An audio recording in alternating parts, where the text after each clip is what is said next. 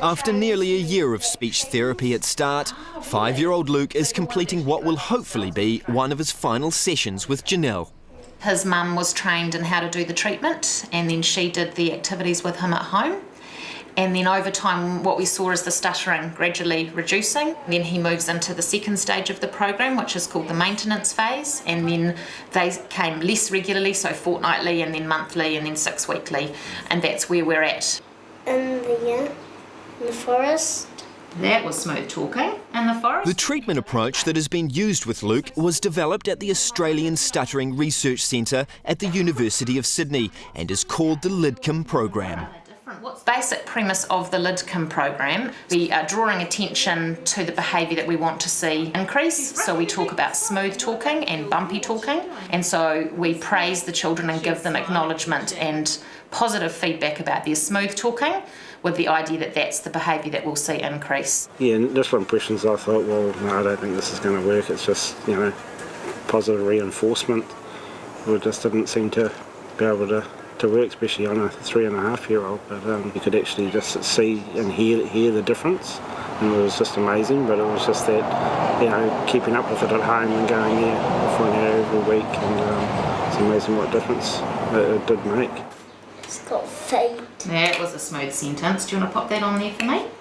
He was just so bad when we first took him. You wondered if he was ever going to be okay, but you have to believe what you're told by the experts, and the results started to show pretty quickly. Another ladybug on. Good. But 30 years ago, speech therapy was not as sophisticated or effective. I went to a speech therapist at another school, and I had to read very slowly. I remember the book. It was the nuclear-powered submarine, the Nautilus, sailing under the North Pole. That's the only book we read for about a year. And I read it at very slow speed. So I guess you'd look back on those years and say, I sort of became an expert on nuclear-powered submarines and the North Pole, but my speech pattern was unchanged and frankly getting worse. Andrew's speech problem continued into adulthood as he began to embark on a career in law. The law firm I worked for were understandably hesitant to allow me to go into court. I think I had to overcome my stutter to progress in law. Early on in court, I remember court etiquette is you begin by introducing yourself to the judge. May it please your honour, lawyers say, my name is... And I couldn't get my surname out on one day. Crowded court. May it please your honour, my name is... And the judge who knew of me said, you must be Mr. Becroft, and it's a pleasure to have you in my court. And just saying that, I remember that judge to this day. I could hug him. I remember court cases where prosecutors they'd hold signs at the back saying, who is Becroft? How's he going today? Well, I suppose I've tried everything. I've tried having coins in my pocket that you rattle when you're going to start speaking, or the earpiece that when you're going to speak, you put a 1K tone in your ear so you can't hear what you're saying. I really have tried everything. And I suppose I would have been about 30, and there was a course advertised where you had to go and live in for a week, and it was at Auckland Hospital, and my wife Mary said, why don't you give it a go? I first met Ian Grant a number of years ago now, and I do remember saying to him, you're a very successful man, you give presentations, you talk on the radio, how do you think I can help you? And so I went to the course, and the course was great, and I was fluent in everything, and in fact they sent me out to shops, and nobody could trip me up. When we're teaching someone fluency techniques, in other words, techniques that they can use that enable them to be fluent. Did you do okay? You think you did I haven't got results back yet. I'm waiting. They should be out next 3 days. You'll fly through. Hope so. We're talking about things like how to get your voice started smoothly and gently. We're talking about light contacts on certain sounds. It took me a few years before I found Start, and that fixed it like that, because the first time in my life I understood what the problem was, and then I was given the tools to overcome my stutter. Not only do our clients learn techniques that enable them to be fluent, but they also have to learn to change the way that they think about themselves as speakers. Andrew's law firm eventually arranged for him to attend a 3-week speech therapy course. Andrew Becroft came along and participated in one of the groups that I was running. So we had 3 weeks of speaking at 50 syllables a minute.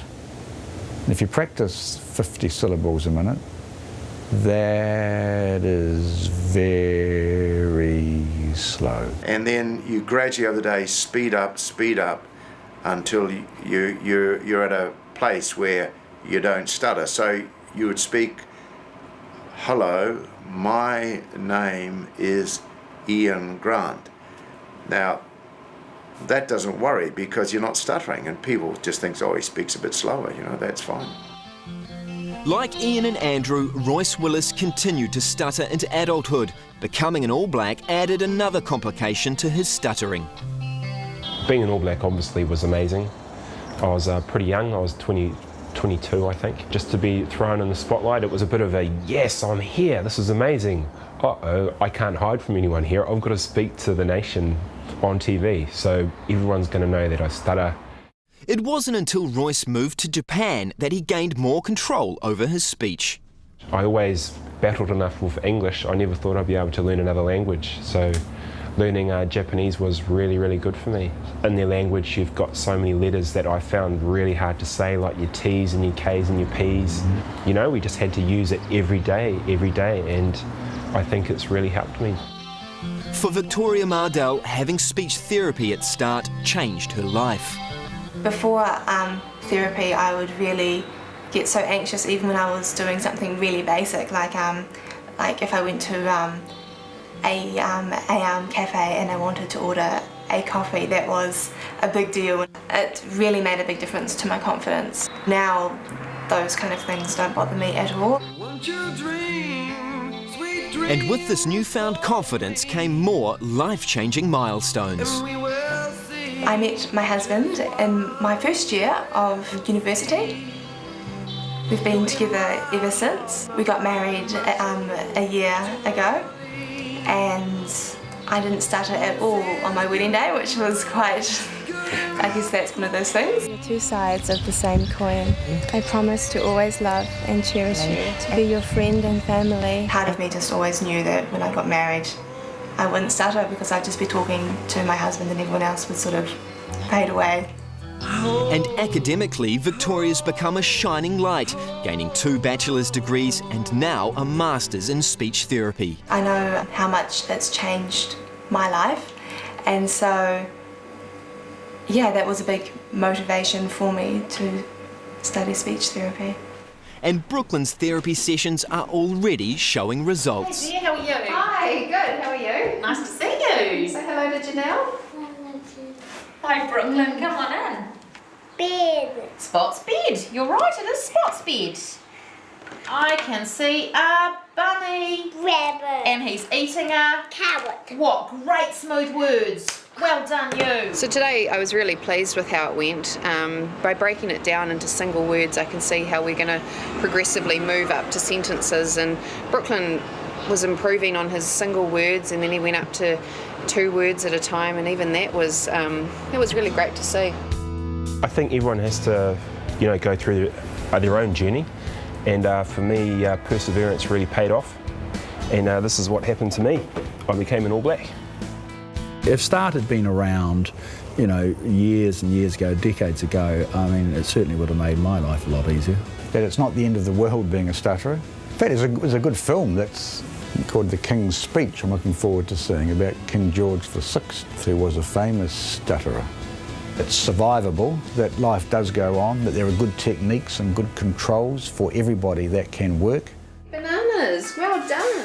The fact that Start's there and they are so proactive with helping, and they can help. I really want this, you know, for Brooklyn now.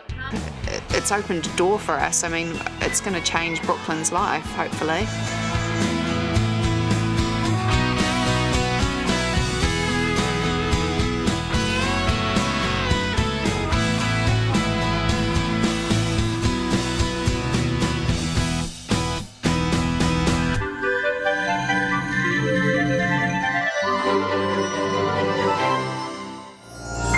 supporting local content so you can see more of New Zealand on air.